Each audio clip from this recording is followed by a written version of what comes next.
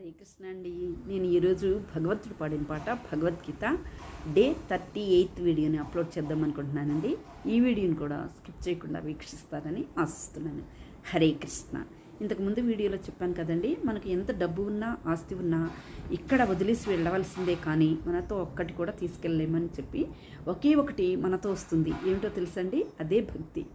అంటే ధర్మాచరణ యోగం అంటే భగవంతునితో మన సంబంధం పెట్టుకోవడం, అంటే ఆయన నామస్మరణ, ఆయన్ని స్మరించడం ఎప్పుడు ఎల్లప్పుడు.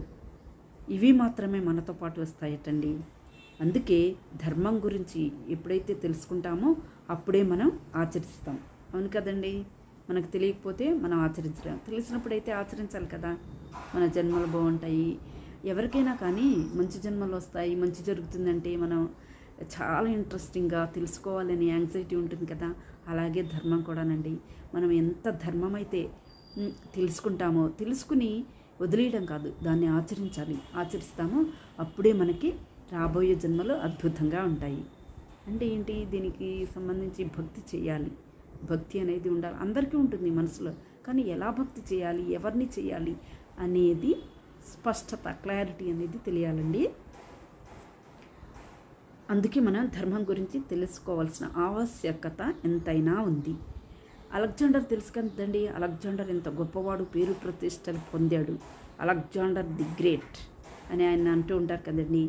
ఆ అలెగ్జాండరే ఆయన చనిపోయిన తర్వాత మనం ఏమీ తీసుకెళ్ళలేము అని సింబాలిక్గా తెలియజేయడానికి తన శవపేటిక ఉంటుంది కదండి, దానిలో నా చేతులు మాత్రమే బయటికి పెట్టండి, అంటే చేతుల్లో ఏమీ లేవు, నేనేమి తీసుకెళ్ళట్లేదు, ఇన్ని పేరు ప్రతిష్టలు డబ్బు సంపాదించినా కానీ నేనేమీ తీసుకెళ్ళట్లేదు అని తన చేతుల్ని బయట పెట్టమన్నారట శవపేటికలో.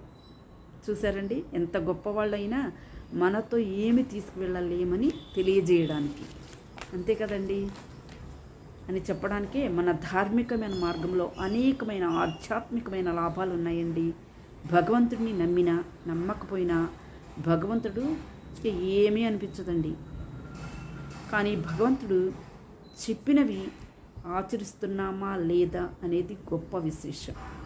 ఆయనకి ఏమనిపించదు, కానీ భగవంతుడు చెప్తున్నవి మనం విని వదిలేయకుండా వాటిని ఆచరించాలి, ఆచరణలో పెట్టాలి. అంటే ఏంటి, ఫాలో అవుతూ ఉండాలి ఆయన చెప్పిన విషయాలన్నిటినీ. ఒక గురువుగారు రాజుగారికి చెప్తూ ఉండేవారటండి. ఏమనంటే నెక్స్ట్ వీడియోలో కంటిన్యూ చేస్తానండి. హరే కృష్ణ.